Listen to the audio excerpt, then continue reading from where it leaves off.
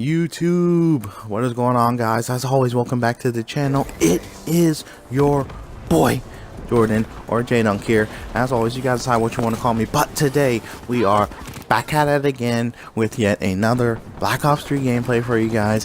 Gameplay commentary as usual. You know how your boy does it. This video is a little different, so let me explain it to you very quickly. You will see on your screens not a gameplay from me, but a gameplay from a fantastic teammate that Vonderhaar put on my team. So I wanted to use this gameplay to give my opinions on the matchmaking in this game and compare it to older Call of Duties and what I hope Infinite Warfare does with their matchmaking. Okay? I'm not going to sit here. This video is not about bashing bad kids because everyone's bad at one point. That's just how the game works. But, you know, I've played with my fair share of terrible teammates, and I'm talking about absolute bedwetters. But this kid right here, this is some alien shit. Like, this, no way. This has to be a troll or a joke. This is not possible. But you guys should sit back and watch. Okay, number one, you guys, I want you guys to question yourself whether this kid gets a kill or not. And notice how long it takes him to pull his trigger at an enemy or a teammate. We'll see what he shoots first. But, you know, let's get right into the commentary. So, let's start off with older Call of Duty's matchmaking. So, you know, never had a problem with older Call of Duty's matchmaking until a very great game dropped called Call of Duty Advanced Warfare. As you guys know, that game was absolutely flawless. So obviously the matchmaking was going to be flawless, right? Wrong. That's just a joke, guys. Advanced Warfare was not a flawless game.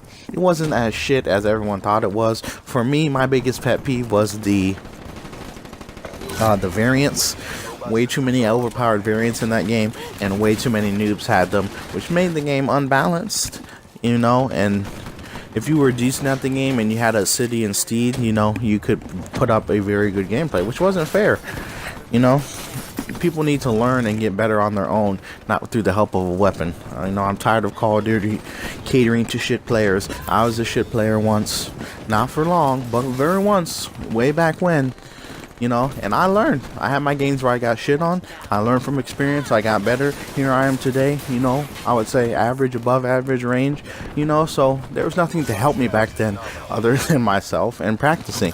But, you know, there's always something that helps these noobs. In this game, it's freaking specialists. You know, in Ghost, it was every gun insta-melting. In AW, it was variants. Like, that needs to stop. Bad players need to get crapped on until they get better at the game. End of story. Okay? There should not be handouts for anybody. Anybody. The way you get better is practice, but that's not what this rant is about, so I'll stop ranting. So, AW matchmaking. You already know it matched up with players of your skill set. So if you are a above average player, you're going to play more above average players. You know, which calls for, you know, extreme sweat and G-Field lobbies. You know, I'm not going to sit here and say my stats were crazy or anything on AW, because they weren't. But they were decent enough, you know, that I was playing players of my skill level or of my friend's skill level. And, you know, it got annoying. That's not what Call of Duty is about. If I want to play competitive, I'll go into their competitive playlist. For pubs, I just want to sit back or have fun. Okay, and you guys know that's the same for you, okay? You come home from work, school, sports practice, whatever it is. You don't want to sit there and freaking sweat in Call of Duty just to do good. And that's literally what you had to do in AW. You literally had to, if you weren't using ASM1 or BAL 27, you were going to get shit on. Or if you weren't using a variant due to the matchmaking, if you had good stats. Okay? You know, and that's not really fair. Why? So one reason why is, okay, you have bad players going up against bad players. That's not going to help them get better. Bad players, okay, I'm not saying that you take horrible kids and put them up against professionals, because that's not fair either. But just like anything in life, you're not going to get better unless someone is challenging you. Shit players are not going to challenge shit players, okay? Okay, it's just going to be, it's going to be terrible. Okay? That's not how you get better. So there needs to be an even mix of the two. And you know, that's what most Call of Duties did. You know, so it wasn't that bad. Okay, I'm not gonna sit here. Okay, let's be completely honest. When is Call of Duty most fun? When you are pounding noobs into submission. Like, you are straight dominating the lobby. You're getting streaks over and over again. You know, nuclears, 100 pluses, whatever it is that you guys do. Okay? And when you take that away, that's when Call of Duty is no longer fun. Okay? And I'm not going to sit here and say I don't mind competition, because some of my favorite games are like when everyone's like, we're playing like a hard point or something and everyone's going stupid hard and you have to make those clutch plays, because that makes you a better player. So I'm not saying take that out completely, okay?